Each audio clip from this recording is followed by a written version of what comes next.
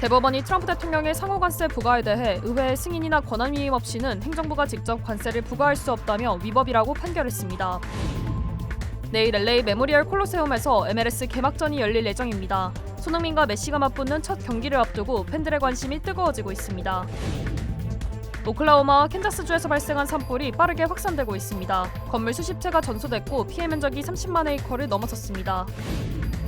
중서부 지역에 눈보라와 토네이도를 동반한 강력한 폭풍이 강타했습니다. 건물이 파괴되고 대규모 정전이 발생하는 등 피해가 속출하고 있습니다. LA 웨스턴 애비뉴 일대의 성매매 문제가 주택가와 학교 인근까지 확산되고 있습니다. 이 가운데 대규모 온라인 성매매 사업을 벌인 부부가 적발되면서 주민들의 불안이 더욱 커지고 있습니다. 말띠해를 맞아 뱅크 오브 호프가 붉은 말의 행운을 드립니다. 지금 가까운 뱅크 오브 호프 지점에서 만나보세요. 이 프로그램은 대형은행의 든든함과 로컬뱅크의 세심함으로 함께하는 뱅크 오브 호프 제공입니다. 변호사요? 미 법조계가 인정한 탁월한 실력. 좋은 변호사 한 명쯤 알고 있어야 한다던데. 사상 최고의 교통사고 보상금 1,250만 불. 정말 중요한 건데. 초고액 승소는 지금도 계속됩니다. 그러니까 그냥 이름만 들어도 탁 믿음이 가면 좋겠어요. 교통사고 및 각종 상해. 리차드 호프만 법률그룹 323-782-8600. 치명 믿을 수 있습니다. 치명 포장하지 않습니다. 그 대신 정관장은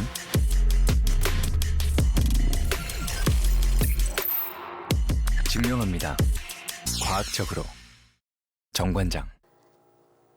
여러분 안녕하십니까? 2월 20일 첫 소식입니다. 미국 연방대법원이 트럼프 대통령의 상호 관세 부과가 위법하다고 판단했습니다. 의회의 승인이나 권한 유임 없이 행정부가 직접 관세를 부과할 수 없다는 건데요. 전 세계 경제 불확실성이 다시 커지고 있는 가운데 한국 정부도 대책 마련에 나섰습니다. 박성원 기자입니다.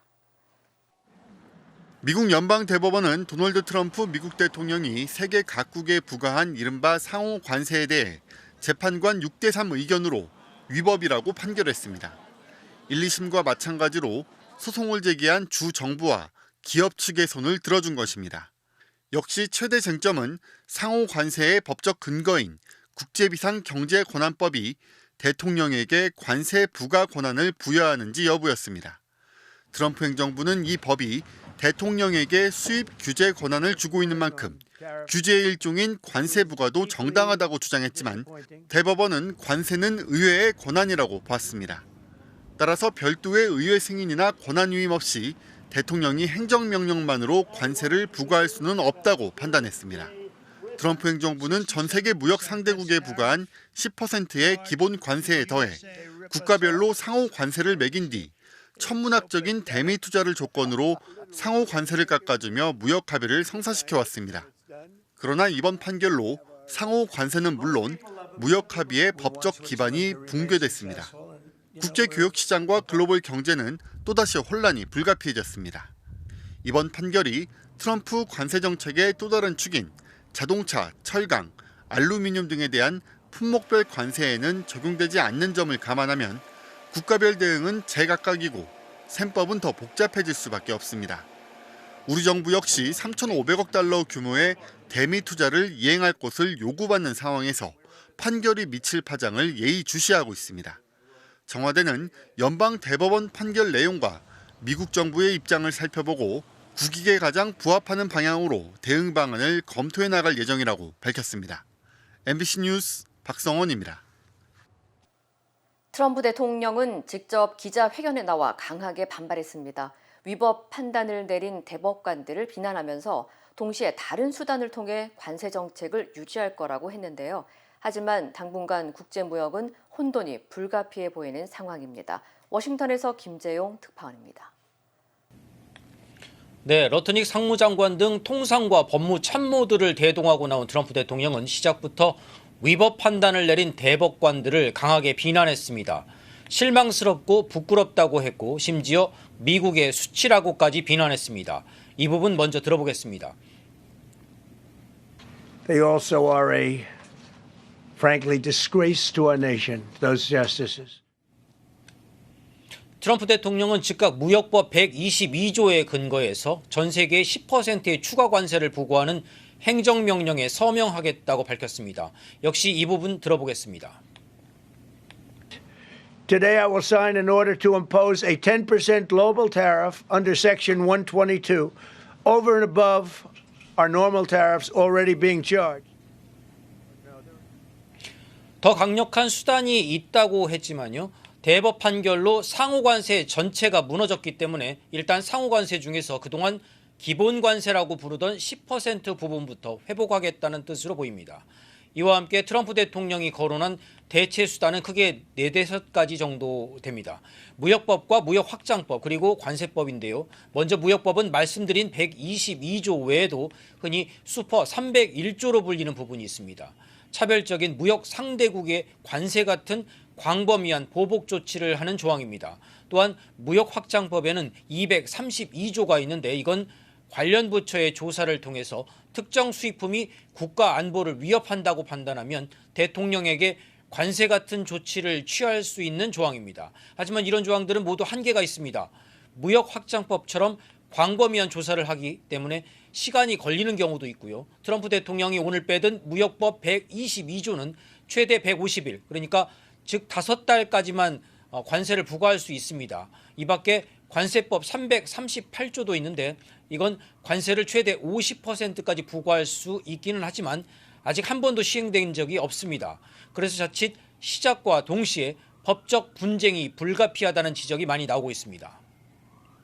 네, 연방대법원의 최종 결론이 나왔기 때문에 일단 관세 환급을 위한 행정 절차가 이어질 것으로 보입니다. 이 과정에서 소송이 이어질 수도 있고요.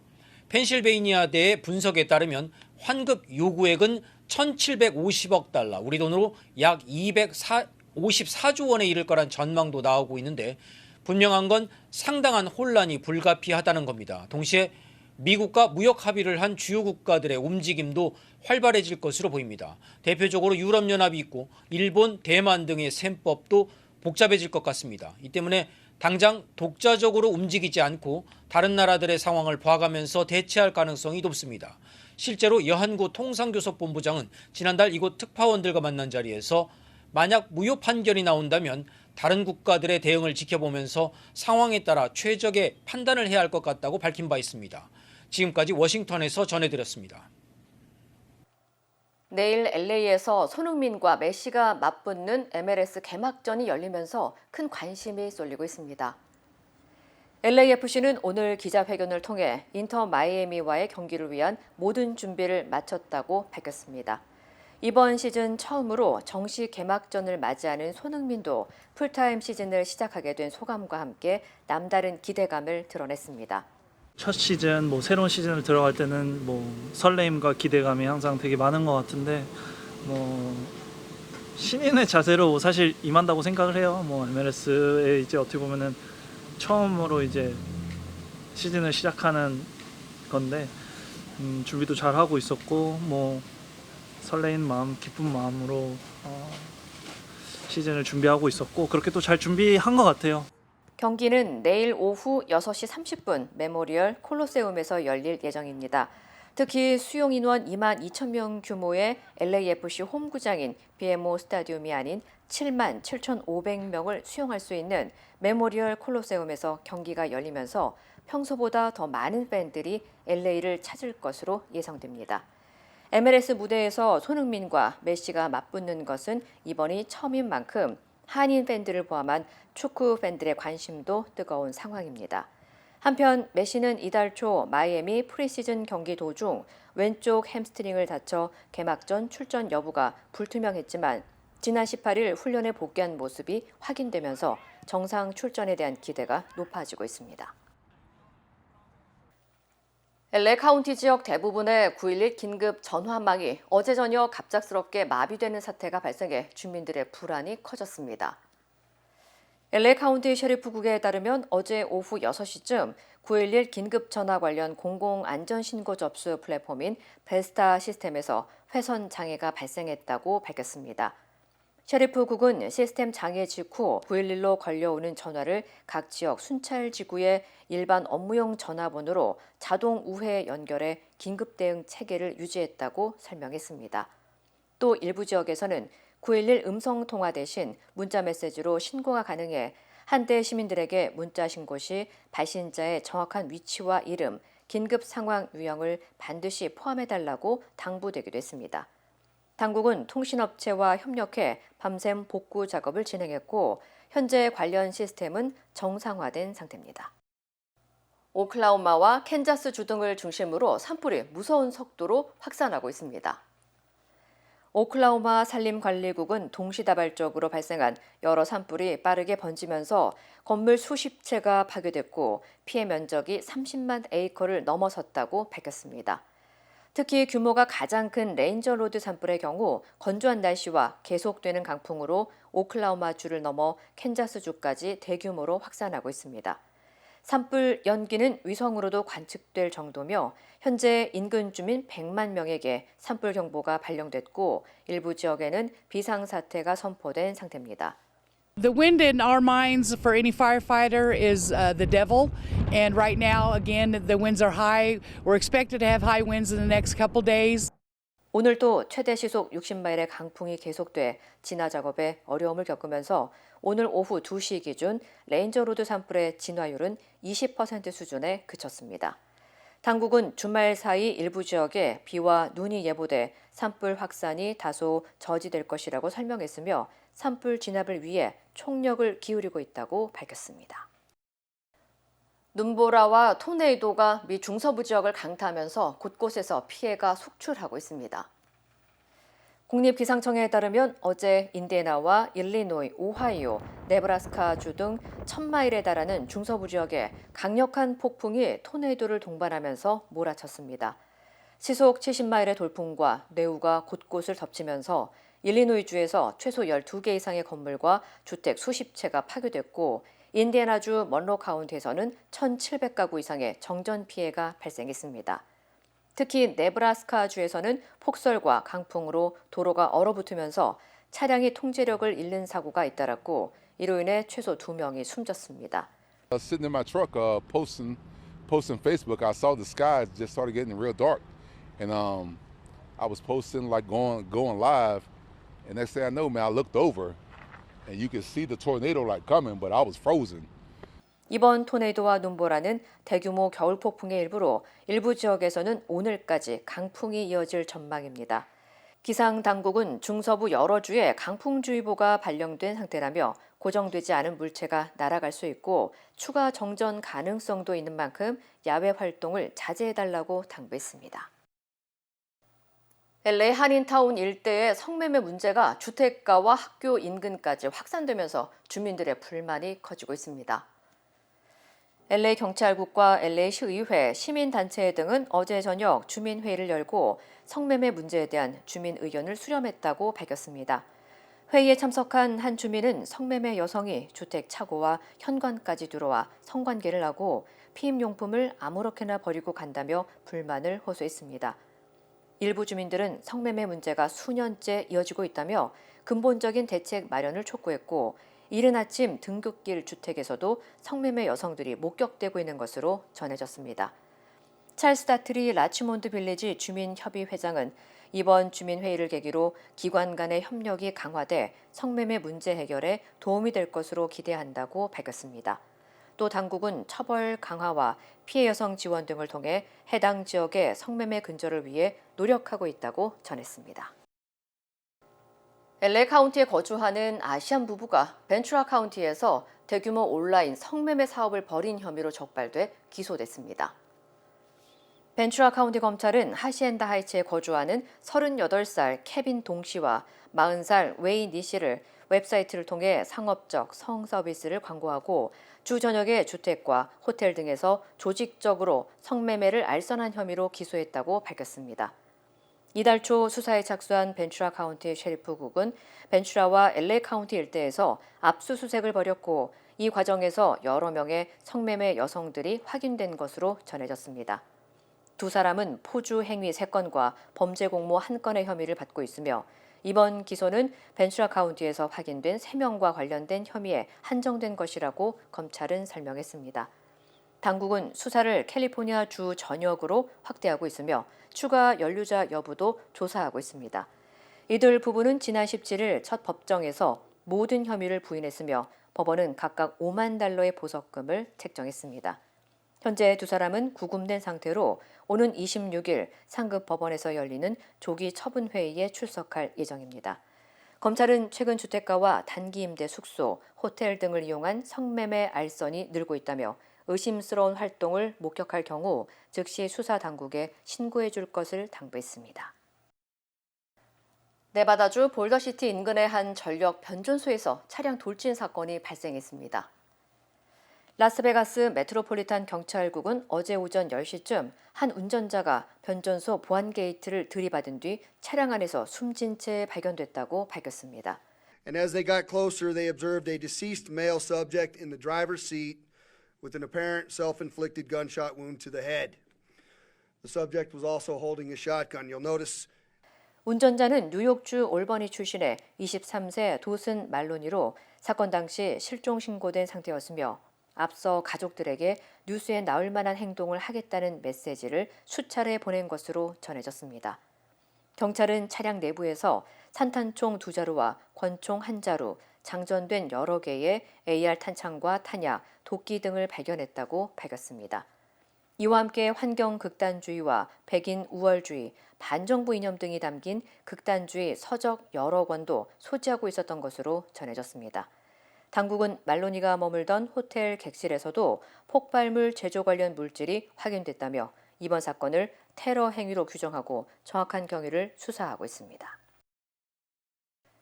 고공행진하던 달걀 가격이 최근 빠르게 하락하고 있습니다. 연방노동통계국이 주요 식료품점을 대상으로 조사한 결과 달걀 12개 한 판의 평균 가격은 $2.58로 전년 동기 대비 절반 가까이 하락해 2023년 이후 최저 수준을 기록했습니다. 전문가들은 조류 인플루엔자 확산에 대비해 양계 농가에서 생산량을 늘렸지만 대규모 피해가 발생하지 않으면서 달걀 공급 과잉으로 가격이 하락하고 있다고 설명했습니다. 하지만 양계 농가에서 곧 사육 두수를 조절해 생산량을 줄일 가능성이 크다며 달걀값 하락이 오래가지는 않을 것으로 내다봤습니다. 한편 지난해 겨울 조류 인플루엔자로 5천만 마리의 닭이 폐사하며 달걀값이 폭등했고 지난달에만 400만 마리 이상의 가금류가 영향을 받은 것으로 확인됐습니다. 네이처메릭 후코이단을 써서 저는 참 행복해요. 환자들이나 손님들이 벌써 후코이단에 대해서 알고 달라고 하시는 분이 대부분이고 어려운 병에 걸린 사람들, 면역이 제대로 작동이 안 되시는 분들, 떨어지시는 분들 그런 사람들한테 억지로라도 권하고 싶어요. 그리고 그것 때문에 몸이 좋아졌다는 사람들을 많이 보니까 믿고 따라줬을 때 정말 행복해요. 자연의 선물 네이처메릭. We stand with accident victims during the hardest moments. Whether it's a car, truck, motorcycle, pedestrian, or rideshare accident, you deserve the best attorneys by your side. At DK Law, we're modern injury and accident lawyers who go all the way. We fight smart, we move fast, and we win big. At DK Law, when we take a case, we take it all the way.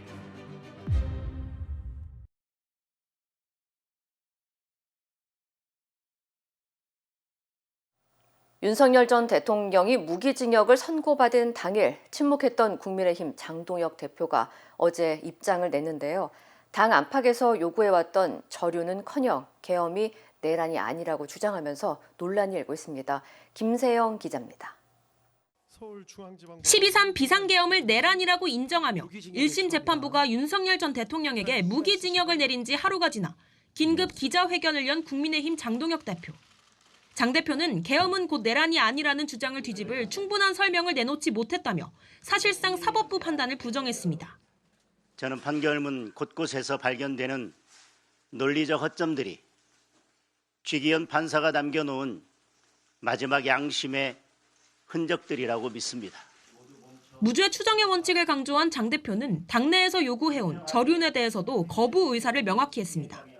대통령의 이름을 이용하는 세력, 대통령과의 절연을 앞세워 당을 갈라치게 하는 세력, 단호하게 절연해야 할 대상은 오히려 이들입니다. 헌정 질서를 파괴하는 세력과 단호히 선을 긋겠다고 한 송원석 원내대표와는 정반대의 메시지를 낸 겁니다. 장 대표는 당시 민주당이 탄핵과 예산 삭감으로 소리 없는 내란을 해왔다는 윤 전 대통령의 주장을 되풀이하는 동시에 부정선거론을 지지하는 듯한 발언도 서슴지 않았습니다. 국민의 소중한 한 표 한 표를 지키기 위해 선거 시스템을 어떻게 바꿀 것인가? 국민은 지금 우리 당의 역할을 묻고 있습니다. 윤 전 대통령은 사법 절차에 성실히 임하고 있다고 비호하며 이재명 대통령의 재판도 속개해야 한다고 화살을 돌리기도 했습니다. 당내에선 내란 옹호 장동혁 대표와 절연해야 한다. 장 대표 사퇴보다 더 좋은 선거운동 방법이 있느냐는 등 강한 반발이 나왔습니다. 한 초선 의원은 MBC에 여당에서 요구하는 위헌정당 해산 심판에 선명하게 증거를 제출하는 형국이라고 꼬집기도 했습니다. 장 대표는 오늘 국민과의 전쟁을 선포한 것이나 다름없습니다. 국민과 싸우는 당 대표가 쓸 곳은 대한민국 어디에도 없습니다. 더불어민주당은 장 대표의 기자회견을 놓고 제2의 내란이다. 내란 공범 정당이라는 것을 다시 한번 공표했다고 일제히 비판했습니다. MBC 뉴스 김세영입니다. 코스피가 단숨에 5,800을 넘었습니다. 3차 상법 개정안 처리에 대한 기대감에 증권, 보험, 지주사들이 크게 올랐고 반도체주도 강세를 이어갔습니다. 김민영 기자입니다. 하루 만에 또 131포인트, 2% 넘게 오르며 코스피는 5,808로 마감했습니다. 5,600을 돌파한 지 단 하루 만에 5,700을 건너뛰고 단숨에 5,800까지 넘었습니다. 지수 6,000까지는 이제 단 3% 남았습니다. 가장 눈에 띈 건 SK 하이닉스였습니다.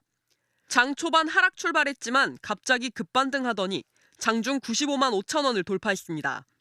세계 최대 자산운용사인 블랙록이 SK 하이닉스 지분을 5% 이상 확보했다는 소식이 전해지며 분위기가 완전히 바뀐 겁니다. 여기에 SK 하이닉스가 글로벌 반도체 기업 중 가장 저평가됐다는 외신의 평가까지 전해지며 매수가 몰렸습니다. 운용업계의 대장이 관련 기업을 샀다라고 한다면 회사의 전망이 굉장히 좋구나라고 인식할 수밖에 없고 실제로 수익이 나오고 있고요. 이란을 향한 미국의 군사적 압박도 국내 방산주와 정유주에는 호재로 작용했고 은행과 증권주, 보험주까지 줄줄이 상한가를 이어갔습니다. 자사주 소각을 의무화하는 3차 상법 개정안이 빠르면 다음 주 국회 본회의에서 통과될 거란 기대감에 시장이 먼저 반응한 겁니다. 장기적으로 보면 결국은 자사주 매입을 해서 이걸 소각을 하게 되면 유통수량 자체가 줄어들기 때문에 주식시장은 올라가는 건 당연한 거예요. 내년까지 반도체 가격 상승이 이어질 거란 전망 속에 웬만한 악재엔 흔들림 없는 모습이지만 미국의 이란 공습 등 언제든 시장이 조정을 맞을 수 있다는 점에는 대비해야 합니다. MBC 뉴스 김민영입니다. 매니저 갑질 의혹을 받는 방송인 박나래 씨가 피의자 신분으로 처음 경찰에 출석해 조사를 받았습니다. 심려를 끼쳐 죄송하다면서도 사실이 아닌 부분은 바로잡겠다고 했습니다. 차현진 기자입니다. 전직 매니저들에 대한 갑질 의혹 등을 받는 방송인 박나래 씨가 피의자 신분으로 8시간 가까이 경찰 조사를 받았습니다. 박 씨는 경찰서에서 나와 성실하게 조사에 임했다며 죄송하다고 고개를 숙였습니다. 일단 저의 불편한 사안들로 다시 한번 심려 끼쳐드린 점 사죄드립니다.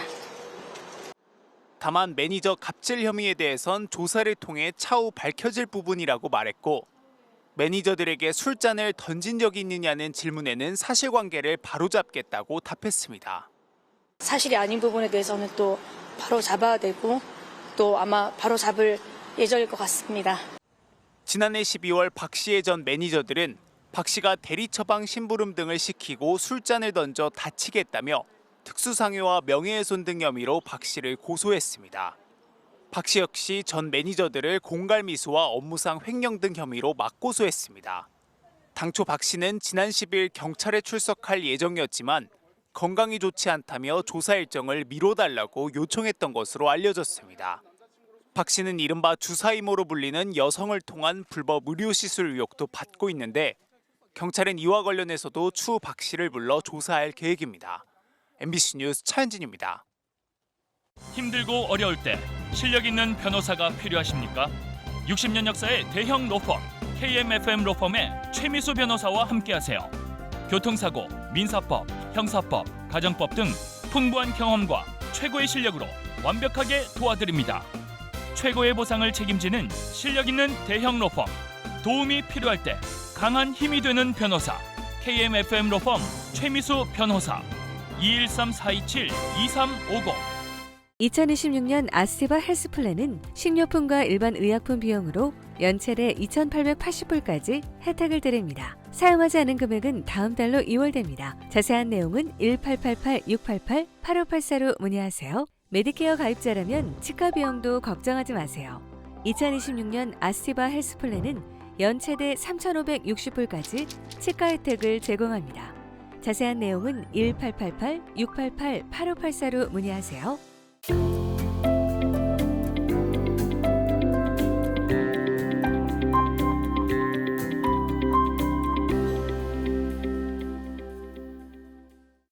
병원이나 영상센터에서 검사를 받은 뒤 한참이 지나 수백 달러에 달하는 의료비 청구서를 받는 경우가 적지 않습니다. 특히 보험이 있음에도 불구하고 기한 내 납부하지 않으면 컬렉션 회사로 넘긴다는 문구가 적혀 있으면 대부분의 분들은 당황한 나머지 내용을 제대로 확인하지 못한 채 그대로 결제해버리곤 합니다. 그러나 이런 경우 실제로는 환자가 낼 필요가 없는 금액인 경우가 매우 많습니다. 최근 실제 사례를 보면 MRI 검사를 받은 뒤 영상센터에서 605달러의 청구서를 반복적으로 보내왔습니다. 하지만 보험사의 보험 혜택 설명서를 확인해 보니 환자가 부담해야 할 금액은 75달러로 명확히 기재되어 있었습니다. 문제는 환자가 아니라 보험사와 의료기관 간의 정산이 아직 반영되지 않았거나 의료기관의 빌링 시스템이 제대로 업데이트되지 않은 상태였던 것입니다. 미국 의료 시스템에서는 보험사가 의료기관에 지급할 금액과 환자가 부담해야 할 금액이 EOB를 기준으로 최종 확정됩니다. 즉 법적 기준은 병원에서 보내온 청구서 금액이 아니라 EOB에 명시된 환자 부담금입니다. 그럼에도 불구하고 의료기관이 보험사로부터 지급을 아직 받지 못했거나 내부 처리 오류가 발생하면 그 차액을 환자에게 먼저 청구하는 일이 실제 현장에서는 종종 발생합니다. 이럴 때 가장 중요한 원칙은 청구서를 받았다고 해서 바로 내지 않는 것입니다. 먼저 보험사나 본인이 속한 메디컬 그룹을 통해 해당 검사에 대한 EOB를 확인해야 합니다. EOB에 명시된 환자 부담금과 실제 청구서 금액이 다르다면 이는 단순 착오가 아니라 명백한 청구 분쟁, 즉 빌링 디스퓨트 사안입니다. 해결 방법은 생각보다 단순합니다. 닥터 오피스, 검사기관 또는 병원의 빌링 오피스에 연락해 보험 EOB 기준으로 환자 책임금은 이 금액이며 그 이상은 정당하지 않다는 점을 분명히 전달하고 필요하다면 EOB 사본을 서면으로 제출하면 됩니다. 이때 반드시 알아둬야 할 핵심 표현은 보험 혜택 설명서 기준으로 잔액에 대해 이의를 제기합니다 라고 하셔야 됩니다. 이 문장이 있느냐 없느냐에 따라 단순 문의인지 공식적인 정정 요청인지가 명확히 구분됩니다. 만약 의료기관이 계속해서 과도한 금액을 청구한다면 해당 의료기관과 계약을 맺은 IPA나 보험사의 의료기관 청구 과실로 공식 의의 제기를 할 수 있습니다. 보험사가 직접 개입하면 대부분의 경우 문제는 비교적 빠르게 정리됩니다. 의료비 문제에서 소비자가 가장 손해를 보는 순간은 복잡해 보여서 그냥 내버려두는 선택을 할 때입니다. 보험이 정한 환자 부담금 이상을 낼 의무는 없으며 EOB를 확인하고 의의를 제기하는 것은 선택이 아니라 반드시 필요한 자기보호 행동입니다. 의료비 청구서를 받았다면 금액부터 보지 말고 먼저 이 금액이 정말 내가 내야 할 돈인가를 확인하는 습관이 필요합니다.